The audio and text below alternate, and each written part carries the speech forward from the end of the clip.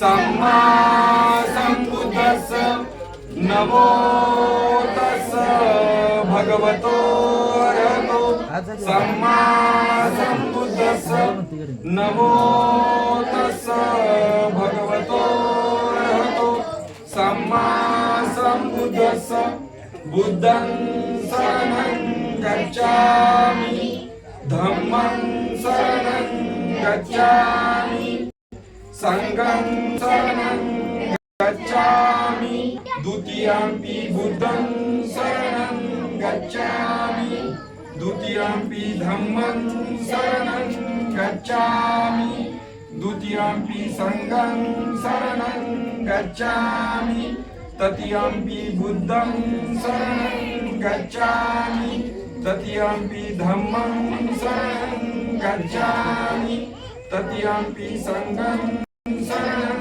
गच्छामि पानातिपाता वेरमणि सिक्खापदं समादियामि अदिन्यदाना वेरमणि सिक्खापदं समादियामि कामेषु मिच्छाचारा वेरमणि सिक्खापदं समादियामि मुसावादा वेरमणि सिक्खापदं समादियामि सुरामेरयमजपमादधाना वेरमणि सिक्खापदं समादियामि साधु साधु साधु।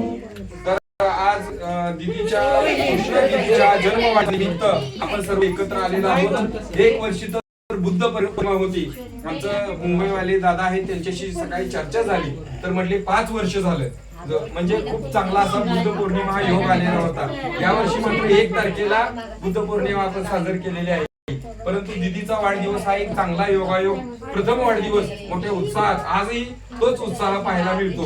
तर खरोखर दीदीच्या जन्म वाढदिवसानिमित्त पंचशील मित्रमंडळ, आपले तारळे महिला मंडळ आणि सर्व मित्र परिवार यांच्या वतीनं दीदीसाठी खूप शुभेच्छा।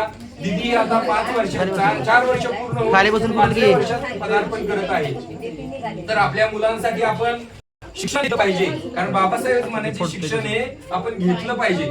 परंतु आपल्या समाजामध्ये जर पाहिलं तर आपण मुलांच्याकडे विशेष लक्ष देणारी आपली सर्व बौद्ध धर्मीय आहे, आणि इतर